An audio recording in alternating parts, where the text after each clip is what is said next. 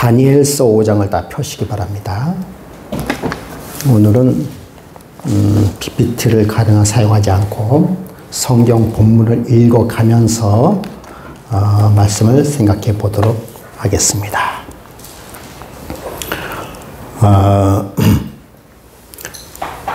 다니엘서 5장은 아주 중요한 성경 구절입니다. 성경입니다.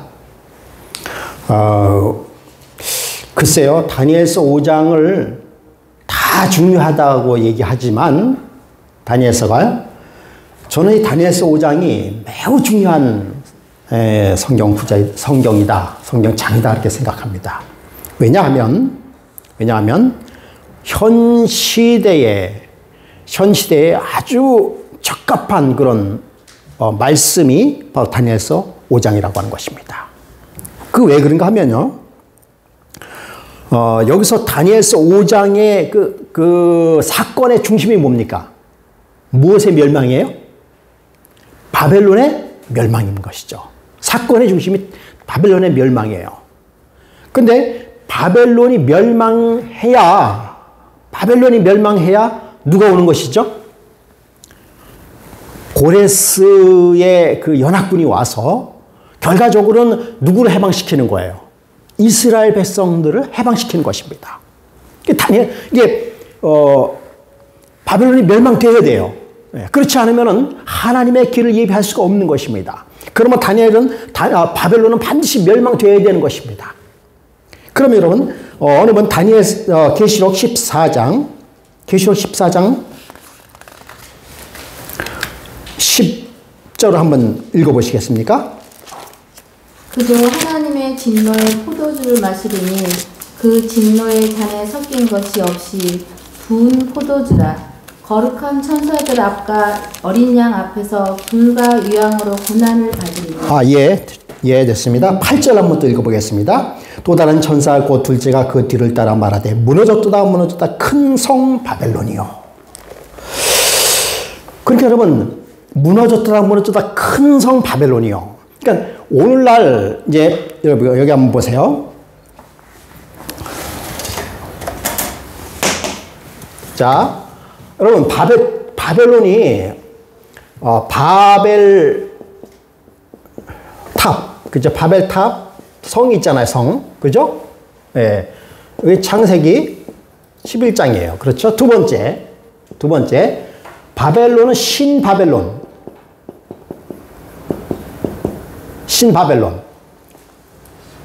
그렇죠? 이거는 뭐예요? 다니엘 5장. 다니엘서, 그죠? 다니엘서 신바벨론이죠. 그 다음에 필요한 것이 영적 뭡니까? 바벨론. 계시록 14장 쭉 나와서 영적 바벨론에 대해서 나와 있는 것이죠. 여러분, 이 바벨론의 특징이 뭔지 아십니까? 이 바벨론들의 특징. 여러 가지 바벨론들의 특징이 있겠지만은요, 이 바벨론의 특징은 뭔가 하면 하나로 뭉치는 것이에요. 거대한 단체를 이루는 것이 특징입니다. 그래서 바벨탑을 쌓는 것은 뭘 쌓는 거예요? 사람들이 모여가지고 거대한 집단을 만들어서 뭐 하는 것입니까? 커다란 성을 만들어서 이때 당시에 영거리였었던 니무롯이죠. 니무롯이 뭐냐면 많은 사람들을 자기 수하에 뭐 하는 것입니까? 다스리는 것입니다. 그게 바벨탑의 목적이. 그러면서 누구를 대적하는 거예요? 창조주 하나님을 대적하면서 하나님의 영향으로부터 우리는 뭐 하자? 벗어나자. 그거예요. 여러분, 신바벨론, 우리가 배우는 지금 바벨론에 대한 것도, 그 바벨론의 특징이 뭔가 하면 자기 나라는 영원하다는 것입니다. 영원하다. 예. 이때 바벨론의 지도자는 누구였어요? 느부갓네살이었어요. 느부갓네살이었습니다. 그래서 이 바벨론이 영원한 나라로 하면서 이 바벨론은 주변에 있는 모든 나라들을 뭐 하는 것이에요? 정복하는 것이에요. 그게 특징이에요. 바벨론의 특징. 하나로 모이는 것이에요. 그 다음에 이제 이 영적 바벨론. 우리가 지금 다니엘서를 배우는 이유 중에 하나가 바로 이 영적 바벨론에 관한 것을 우리가 배우고자, 이것은 사실은 계시록 14장에서 앞으로 배우게 되는데, 우리 영적 바벨론을 배우고자 지금 우리가 이 다니엘서를 연구하는 이유 중에 하나라고 볼 수가 있는 것이죠. 여러분 영적 바벨론도 뭔가 하면 우리가 요즘에 뭐 이슈가 되고 있는 뭐 검은 그림자라든지 그죠? 그 다음에 뭐 제3 성전, 그 다음에 뭐 단일 정부, 뭔가 이 자기네들의 세력을 모으려고 하는 어떤 하나의 세력으로 모으려고 하는 그 특징을 가지고 있는 것이에요. 예. 그런데 하나님께서 보시기에는 이 바벨탑은 반드시 뭐 해야 되는가요? 무너져야 되는 것이에요.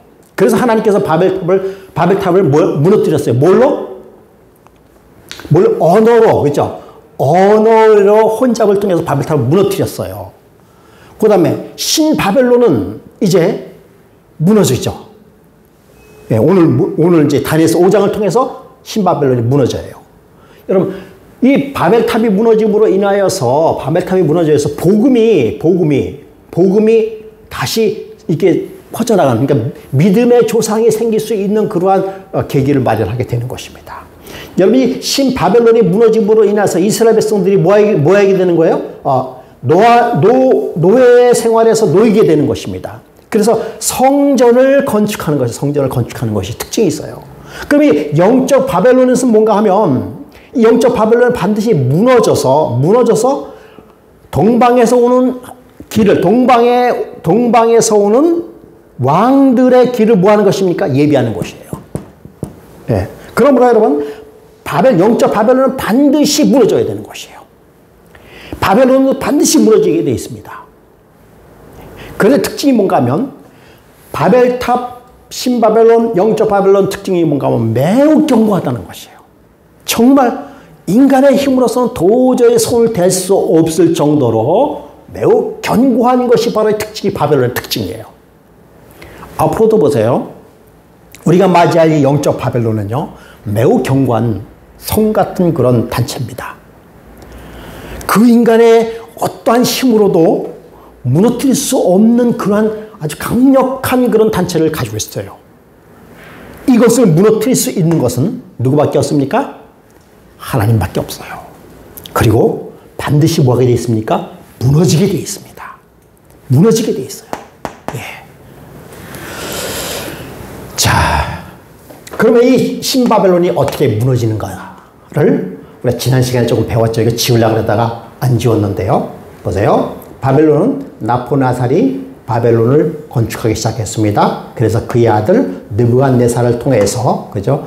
605년에 바벨론을 정식으로 건설하게 됩니다. 그래서 이 약 43년간의 느부갓네살이 그 나라를 다스렸어요. 예, 그렇게 이 바벨론 나라가 오랫동안 이렇게 유지하지는 않았어요. 그런데 이 느부갓네살 왕이 있을 때까지는 나라가 얼마나 건장한 그런 나라였는지 몰라요. 그러다가 느부갓네살이 죽자, 그의 그 다음 왕인 이 느부갓네살의 아들인 아벨 마르둑이었죠.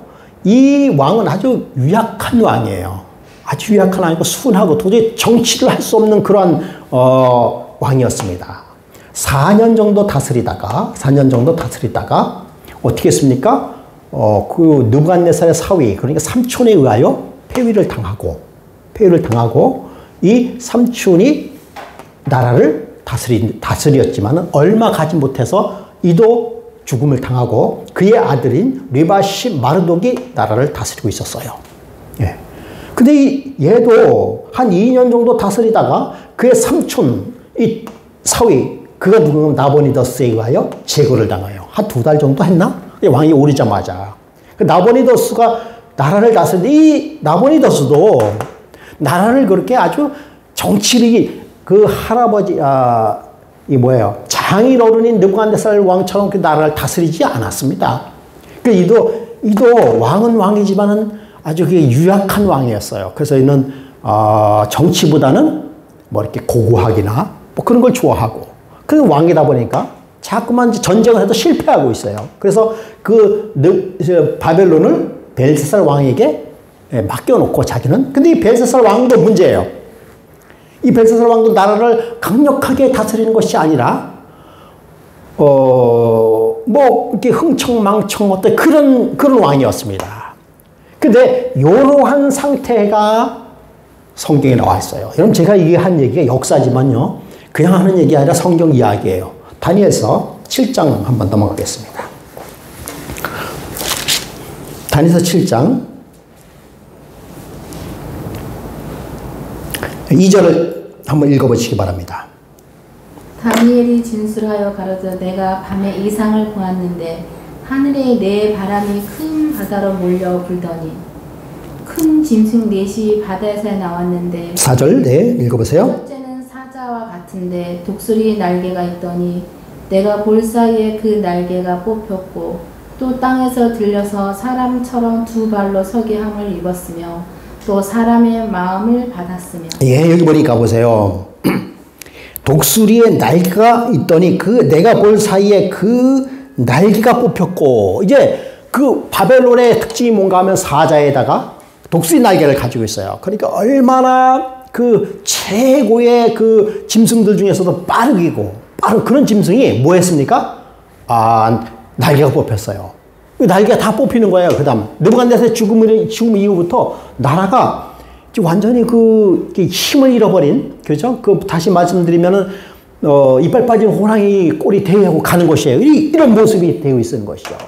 그래서 짐승이 무슨 모습으로 사람의 같은 유약한 모습으로 변하는데, 사람의 모양 같은 사람의 마음을 받았다. 사람 두 발로 서게 함을 입었으며 또 사람의 마음을 받았다라고 하는 것은 유약한 마음과 더불어 그 바벨론의 기본적인 정신을 잃어버린 상황을 성경은 이야기하고 있는 것인데, 다니엘서 7장 1절을 보니까 바벨론 왕 벨사살 원년에, 성경 재미나죠?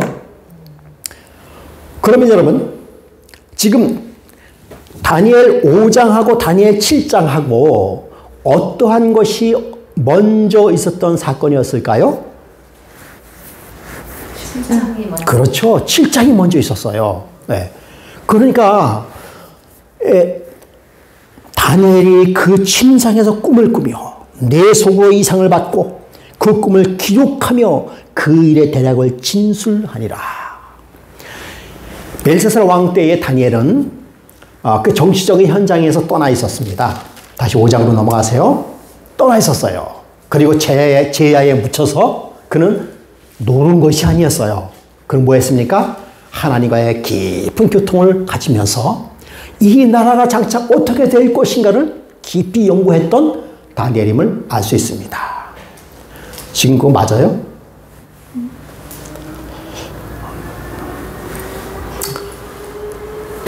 그런 그 사실을 우리가 알 수가 있는 것이에요. 그래서 여러분, 참 다니엘이라고 하는 인물에 대하여 우리가 깊이 연구해 볼 필요가 있는 것이 뭔가 하면, 비록 일선에 떠나 있었지만은 하나님과의 그 백성을 위해서 깊이 성경을 연구하면서 하늘의 계시를 보고 있었던 다니엘. 그때 다니엘의 나이가 거의 몇 살 정도 됐을까요? 이제는 우리나라로 가면 거의 80이 가까운 그런 고령의 나이였었지만은 하나님과의 교통이 그대로 유지했던 사실을 우리는 알 수가 있는 것이죠. 자, 이제 성경을 한번 보도록 하겠습니다. 다시 한번 다니엘서 5장 12절부터 한번 보겠습니다. 자, 2절부터 3절까지 우리 성미사님 한번 읽어주세요. 5장 12절부터 12절, 13절. 왕이 네. 벨사살이라 이름한 이 다니엘의 마음이 민첩하고 지식과 총명이 있어 눈이 꿈을 해석하며 은밀한 말을 밝히며 의문을 파할 수 있었습니다. 이제 다니엘을 부르소서. 그리하시면 그가 그 해석을 알려드리리이다.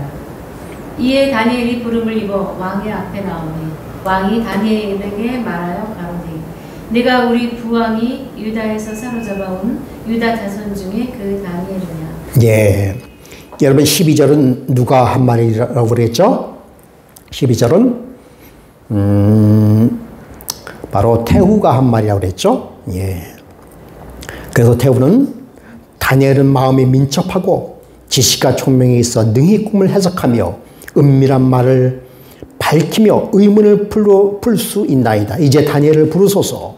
그리하면 그가 그 해석을 알려드리리다 하니 이에 다니엘이 부름을 받아. 이 다니엘이 그래서 누구를 불러왔습니까? 벨사살이 누구를 불러왔어요? 다니엘을 불러왔습니다.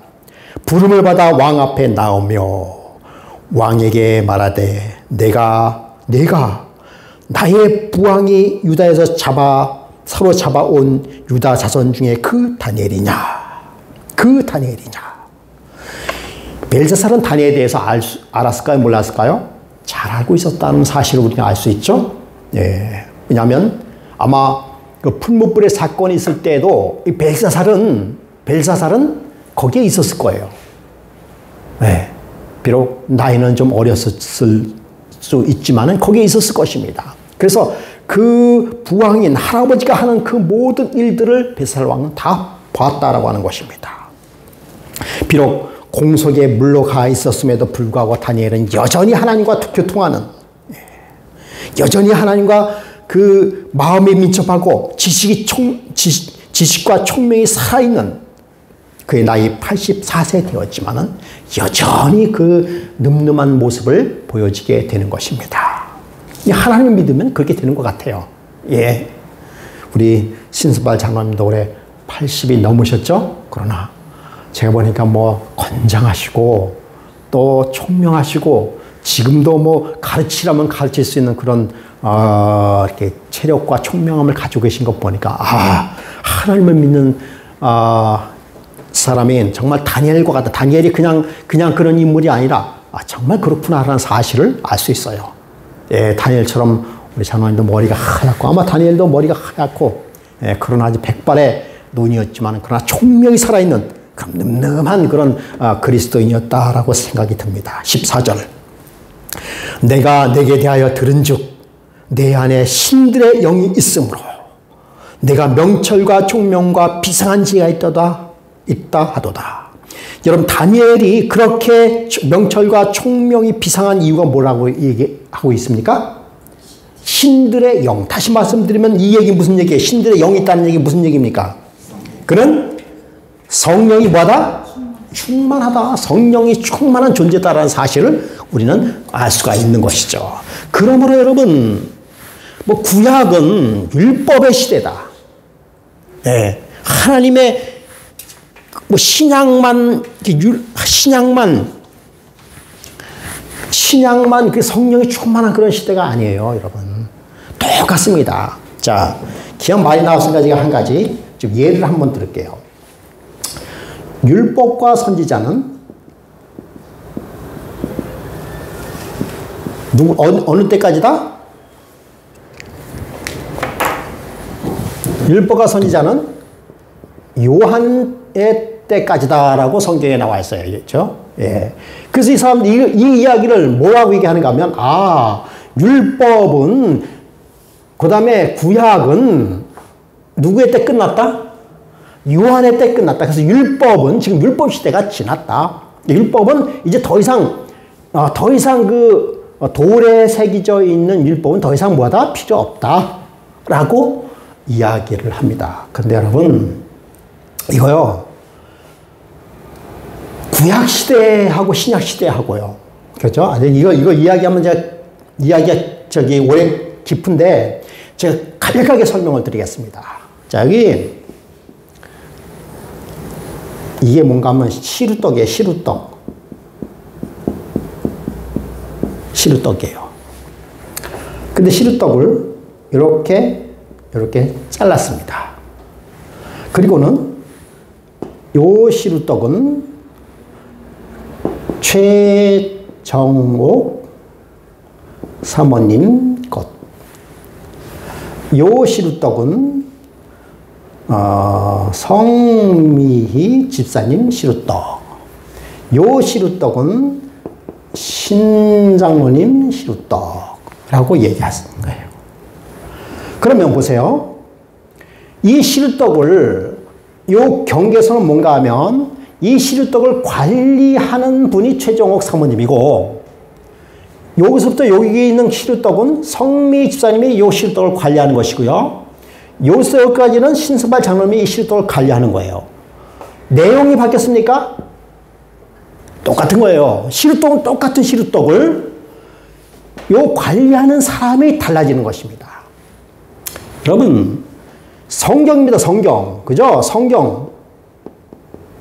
이것도 성경이에요. 성경, 똑같은 성경 내용입니다. 자, 여기서 여기까지를 갖다가 뭐라고 얘기하고 있습니까? 율법의 시대. 율법의 시대. 예. 율법과 선지자의 시대를 요한의 때까지로 율법의 시대로 정했어요. 그리고 이제 여기서 여기까지는 예수님의 사역 시대. 예. 그 다음에 여기서 여기까지는 무슨 시대예요? 이제 예수님께서는 인성을 입으시고 어디로 승천하셨어요? 하늘로 승천하셨어요. 그 다음부터는 무슨 시대예요? 성령 시대입니다. 성령 시대. 그런데 여러분 보세요. 내용은 다 똑같습니다. 아시겠어요? 이걸 율법과 선지자는 요한의 때까지니 라고 하는 그 성경 구절을 이렇게 이해하고 실질적으로 그렇습니다. 예? 이렇게 해야지 여기는 시루떡 시대고 여기는 찹쌀떡이고 여기는 밥이고 이게 아니라는 거예요. 아시겠습니까? 이걸 율법과 요한의 시대는 이러한 의미가 가지고 있는 것이지 이게 완전히 다른 내용이 아니라 그래서 구약은 뭐 끝났고 그다음에 신약서부터는 구약에 있는 율법은 새로운 시작이 됐다. 이런 게 아니라는 것입니다. 예수님 시대, 그죠? 성령 시대. 그러나 보세요. 그러나 예수님과 성령과 똑같이 신약에도 똑같이 구약 시대 때도 새 하나님께서 창조하시고 여호와 하나님께서 여기도 주요 활동하신 분은 예수님이세요. 아시겠습니까? 이 시대에 주요 활동하시는 분도 예수님이세요. 이 시대도 주요 활동하시는 분이 예수님이시나 그러나 성령께서 이서 도우시는 거예요. 똑같은 얘기입니다. 성령이 이때도 충만했어요. 성령이 충만했습니다. 누가 있어서 충만했어요? 보니까 다니엘서나 또 요셉 시대였다나 성령이 충만했다는 사실을 우리는 글로 통해서 우리가 알 수 있는 것입니다. 반드시 이 시대만 성령이 있었던 것은 아니에요. 그러나 이 시대에는 뭐예요? 성령이 이 시대를 주도한다라고 이해하면 돼요. 예, 이 시대는 율법이 주도했던 시대다라고 볼 수가 있는 것이에요. 예, 내용은 똑같습니다. 활동하신 분도 똑같아요. 그러나 떡은 똑같아요. 그러나 여기는 최종호 사모님이 관리를 하고 여기는 우리 성직사님이 관리하고 여기는 신장님이 관리하고 이러한 것을 나눴다라고 하는 것입니다. 그런 의미에서 율법과 선지자는 요한의 때까지니 라고 우리가 뭐 해야 되는 것입니까? 이해를 해야 되는 것이죠. 잘 따라오세요. 최종호 사모님. 그래서 15절 제가 읽겠습니다. 지금 여러 지혜와 술객을 내 앞에 불러다가 그들에게 이 글을 읽고 그 해석을 내게 알게 하라 하셨으나 그들이 다 그 해석을 내게 보이지 못하였느니라. 내가 내게 대하여 들은즉 너는 해석을 잘하고 의문을 푼다 하도다. 그런즉 이제 내가 이 글을 읽고 그 해석을 내게 알려주면 내게 자주색 옷을 입히고 금사슬을 내 목에 걸어주어 너를 나라의 셋째 통치자로 삼으리라 하니. 셋째 통치자 이름은 우리가 지난번에 배웠죠. 첫째는 누굽니까? 나보니더스. 둘째는 누굽니까? 벨사살. 그리고 다니엘. 당신은 다니엘 셋째 자리를 주겠다라고 하는 것입니다. 근데 다니엘은 17절에 이렇게 이야기합니다. 다니엘이 왕에게 대답하여 이르되 왕의 예물은 왕이 친히 가지소서. 왕의 상급을 다 다른 사람에게 주옵소서. 그로할지라도 내가 왕을 위하여 이 글을 읽으며 그 해석을 아뢰리이다. 다니엘은 상급과 자리를 거절했습니다. 왜 그럴까요? 바벨론이 곧 망한다는 사실을 누구나 알았어요? 다니엘은 알았기 때문이에요. 이미 이때 다니엘은 다니엘서 7장의 예언들을 다 보고 그 글로 썼기 때문에 이 바벨론 나라가 어떻게 될 것을 눈으로 쭉 보고 있는 것입니다. 여러분, 우리가 계시록과 다니엘서를 깊이 연구하면 오늘날에 들어갈 수 있는 모든 그런 일들을 우리는 다니엘처럼 정확하게 알 수 있는 것이에요. 예.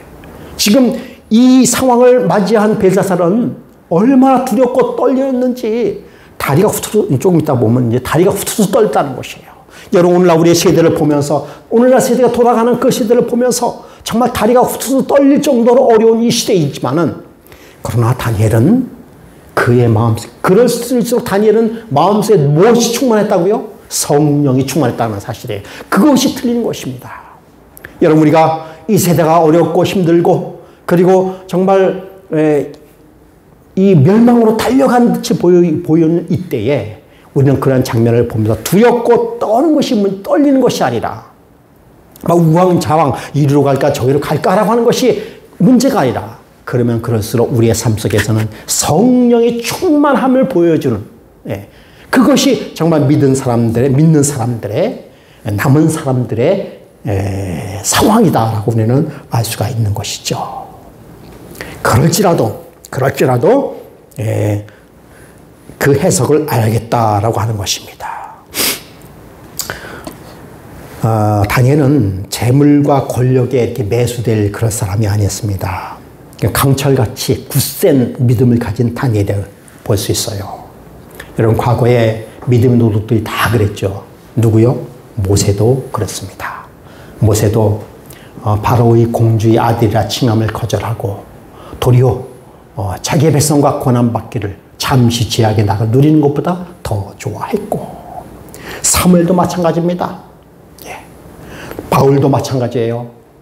바울도 그가 목숨을 다할 때까지 그는 하나님의 편에 굳게 섰던 그런 다니엘의 모습을 봅니다. 이제 마지막에 엘리야도 마찬가지였어요. 엘리야도 수많은 그 바알 신을 섬기는 수많은 무리도 있었지만은, 그러나 어떻게 보면 외로워 보였지만은, 그러나 하나님을 섬기는 그의 마음은 변치 않았던 사실을 우리는 알 수가 있는 것이죠. 마지막에 하나님을 믿는 당신의 종들도 마찬가지입니다. 세상이 그렇게 할지라도, 그러나 우리가 하나님을 믿는 그 믿음 안에서는 흔들림이 없는 강철 같은 믿음을 가질 수 있는 것이죠. 여러분, 그렇게 되기 위해서는 어떻게 해야 된다고요? 지금 이 순간에 우리가 하나님을 깊이 체험하고 그 체험 속에서 흔들림이 없는 그러한 믿음을 소유할 수 있다라고 하는 것입니다. 이제 18절 한번 장로님 한번 읽어주시겠습니까? 18절이요. 5장 18절.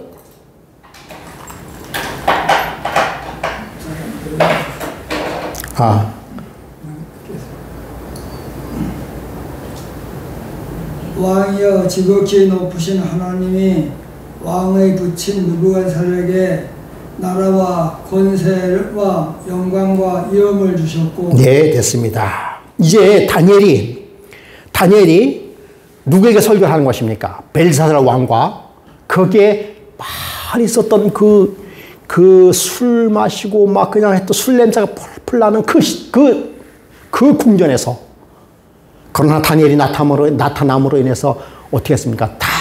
다니엘이 나타나서라기보다는 메네데겔 우바너 신이라고 하는 그 글이 나타남으로 인하여 그렇게 춤추고 흥청망청 있었던 그 수천 명에 있었던 그 공간이 물을 끼얹듯이 조용해지면서 다니엘은 그곳에서 설교를 하게 됩니다. 다니엘서 5장 18절에 다니엘의 위대한 설교가 시작이 되는데, 왕이여, 지극히 높으신 하나님이 왕에 붙인 느부갓네살에게 나라와 큰 권세와 영광과 위엄을 주셨고. 자, 선왕 느부갓네살의 그 자서전적인 인생을 쭉 회고합니다. 여러분, 이렇게 회고할 수 있었던 근거는 무엇인가요? 그는 다 거기 나라는 뭘로 남겨뒀어요? 조서를 통해서 다 남겨뒀습니다. 그러면서 번영과 발전이 누구에 의한 것이라고 이야기하고 있습니까? 예, 하나님에 의한 것이라는 이야기하고 있는 것입니다. 19절, 그에게 큰 권세를 주셨으므로, 하나님께서 느부갓네살에게 큰 권세를 줬다라고 하는 것입니다. 백성들과 나라들과 언어가 다른 모든 사람들이 그 앞에서 떨며 두려워하였으며, 그는 임의로 죽이며 임의로 살리며 임의로 높이며 임의로 낮추었더니 라고 이야기하고 있어요. 여러분, 하나님께서 느부갓네살 왕에게 엄청난 권세를 주었지만 그러나 하나님을 인정할 때 유효했음을 그는 이야기하고 있습니다. 느부갓네살이 자만에 의하여 왕의 자리에 합당치 않음을 그가 자만에 의하여 합당치 않음을 이야기하고 있는 것입니다. 20절에 그가 마음이 높아지며 뜻이 완악하여 교만을 행함으로 그가 왕위가 패한 바 되어 그의 영광을 빼앗겼고. 그래서 교만한 왕은 어떻게 해서라도 하나님의 최고의 주권자로 인정하고 겸손한 사람이 되어야 했으므로 그러나 그렇게 하지 않았으므로 그가 징벌을 받았다라는 사실을 이야기하는 것이에요. 21절 사람 중에서 쫓겨나서 그의 마음이 들짐승의 마음과 같았고 또 들나귀와 함께 살며 또 소처럼 풀을 먹으며 그의 몸이 하늘 이슬에 젖었으며 지극히 높으신 하나님이 사람 나라를 다스리며 자기의 뜻대로 누구든지 그 자리에서 세우시는 줄을 알기에 이르렀나이다. 그러니까 느부갓네살 왕조차도 누구의 뜻에 의하여 움직일 수밖에 없었다는 것입니까? 하나님의 뜻에 의하여 움직일 수밖에 없었다는 사실을 벨사살 왕에게 다시 상기시키는 것입니다. 사실 이 사실들은 벨사살은 너무나 잘 알고 있었던 것이에요. 22절에 벨사살 왕이요 왕은 그의 아들이 되어서 이것을 다 알고도 아직 마음을 낮추지 아니하고. 여러분, 느부갓네살 왕하고 벨사살 왕하고 틀린 것이 한 가지가 있습니다. 느부갓네살 왕은 일대기를 쭉 회상하면서 그의 엄청난 업적을 있음에도 불구하고 그의 마음에 교만심을 품은 것을 허용하지 않았다는 사실을 이야기하면서 결코 그 교만을 그대로 놔두지 않았다는 사실을 이야기하면서 느부갓네살 왕의 교만은 사실은 그가 하나님을 알았기 때문에 그렇습니까? 몰랐기 때문에 그렇습니까? 몰랐기 때문에 그랬어요. 우리는 지금까지 다니엘서를 1장, 2장, 3장, 4장까지 읽으면서 느부갓네살 왕의 그 치리함을 우리가 보게 되는 것이에요. 그는 사실 하나님을 잘 몰랐어요. 그래서 하나님께서는 다니엘과 그 세 친구를 통해서 하나님을 알게 한 이후에 이 느부갓네살은 뭐 했습니까? 회개했어요. 물론 두려움과 그런 거 있었지만은 그러나 마음에 회개를 했습니다. 회개를 하고 그가 마지막 그의 생을 마칠 때는 여호와 하나님을 찬양하면서 그의 삶을 마쳤던 사실을 우리는 성경을 통해서 잘 알고 있죠. 아마도 느부갓네살은 하늘에서 만날 수 있는 인물이라고 우리는 볼 수가 있는 것입니다. 그런데 벨사살은 뭔가 하면 그런 사실들을 뭐 했습니까? 다 알면서도 뭐 했어요? 알면서도 순종하지 않은 왕이었습니다. 그 사실, 그런 걸 얘기하는 것이에요. 왕은 그 아들이 되어서 이것을 다 알고도 아직도 마음을 낮추지 아니하고. 23절 도리어 자신을 하늘의 주제보다 높이며 그의 성전 그릇을 왕 앞으로 가져다가 왕과 귀족들과 왕들과 후궁들이 다 그것으로 술을 마시고 왕이 또 보지도 듣지도 알지도 못하는 금, 은, 구리, 쇠, 나무, 돌로 만든 신상들을 찬양하고 도리어 왕의 호흡을 주장하시고 왕의 모든 길을 작정하시는 하나님께 영광을 돌리지 아니한지라라고 이제 심판의 기별을 전하고 있는 것입니다. 여러분, 이 벨사살 왕에게 한 다니엘의 이 이야기는요, 우리가 깊이 생각할 필요가 있습니다. 우리가 지난주에 영상을 통해서 우리가 성경 공부를 했지 않습니까? 매우 아주 또 새로운 것을 이렇게 깨닫게 하는 그런 시간이었으면 분명한 것입니다. 근데 시간이 너무나 짧아요. 그래서 대략의 그 다니엘과 계시록의 이슈만 이렇게 다뤘죠. 예. 그런데 사실은 그게 끝은 아니에요. 다니엘서나 계시록은요. 그건 겉으로 드러난 하나님의 기별이지만 그 밑에 잠겨져 있는 놀라운 하나님의 기별을 이야기하기에는 시간이 부족한 것이죠. 그러나 여기서는 우리가 그렇게 급할 이유 아무것도 없다고 생각이 듭니다. 그래서요, 우리 다니엘서 뭐 끝나는 게 그렇게 중요한 게 아니에요. 그렇죠? 자세하게 성경을 연구해 봅시다. 여러분, 성경을 연구해 봐야 돼요. 자세하게 연구해서 거기서 하나님께서 주시는 은혜가 무엇인지를 우리가 체험하고 느끼고 그대로 살아야 되는 것이 성경을 정말 연구하는 이유가 되지 않겠습니까? 여러분 여기서 보니까 아니 여러분 여기서 이상한 거 못 느껴요? 저는 좀 이상한 걸 느꼈습니다. 아니 하나님께서 왜 벨사살 왕에게 이런 말을 하셨을까? 다니엘을 통해서. 여러분 벨사살 왕은 원래 그런 사람이에요. 아니 그래요? 그는 원래 우상 섬기는 사람이에요. 아니 하나님의 백성이다가 우상을 섬겼으면은 이렇게 말할 이유도 있을 거예요. 그렇죠? 그런데 이 사람은 원래 이방인 사람이라도요. 원래 우상 섬기는 사람이에요. 우상 섬기는 사람이 우상을 더 섬기는데 뭐가 그렇게 잘못이었어요? 근데 여러분 여기에 하나님의 놀라운 뜻이 있어요. 자, 여러분 복음이 구약에 있는 복음이 이스라엘 백성들에게만 주어졌을까요? 아니에요. 조금 더 집약적으로 얘기해 볼까요? 십계명이 유대인들에게만 주어졌을까요? 여러분 많은 교단에서는요. 십계명은 유대인들만 위하여 주어졌다라고 이야기하고 있습니다. 그래서 우리는 유대인이 아니기 때문에 모세가 준 율법은 우리하고 상관이 없다라고 이야기하고 있습니다.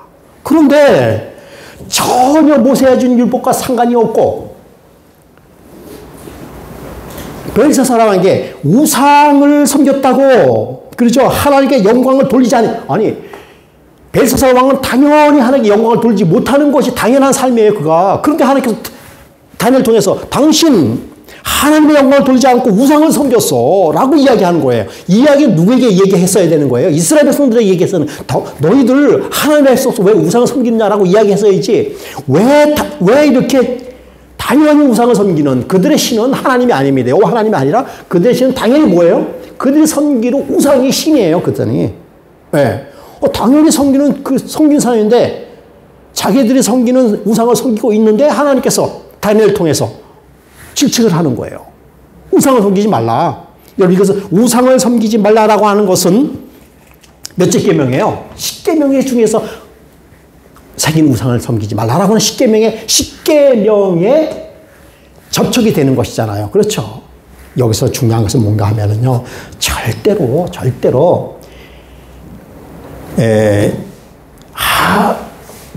하나님의 복음은 이 복음은 또 신약에서만 사용하는 것이 아닙니다. 예? 복음은 구약에도 복음이라고 사용할 수 있는 거예요. 이 복음은 이스라엘에게만 주어진 것이 아닙니다. 아시겠어요? 아니 하나님께서 왜 이스라엘에게만 복음을 주어줘요? 예?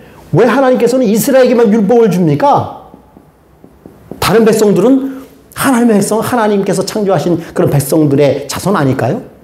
예? 물론 이 씨앗이 있지만 여러분 여기서 우리가 중요한 것은 뭔가 하면 이스라엘을 선택하고 이스라엘에 복음을 준 이유가 뭐예요? 이스라엘만 구원받으라고 율법을 줬을까요? 아닙니다. 아니에요. 이스라엘에게 복음을 준 이유가 뭔가 하면 너희들은 이 복음을 가지고 뭐하라? 복음을 전해라. 누구에게? 이방인들에게, 일명 말하는 이방인들에게, 하나님 모르는 백성들에게 이 율법을 전하라고 이스라엘 백성들에게 율법을 준 것이지 그것을 너희들만 구원받으라고 하나님께서 율법을 주시는다고요? 아닙니다. 절대로 아니에요. 그러므로 여러분 이 율법은 하나님의 거룩한 율법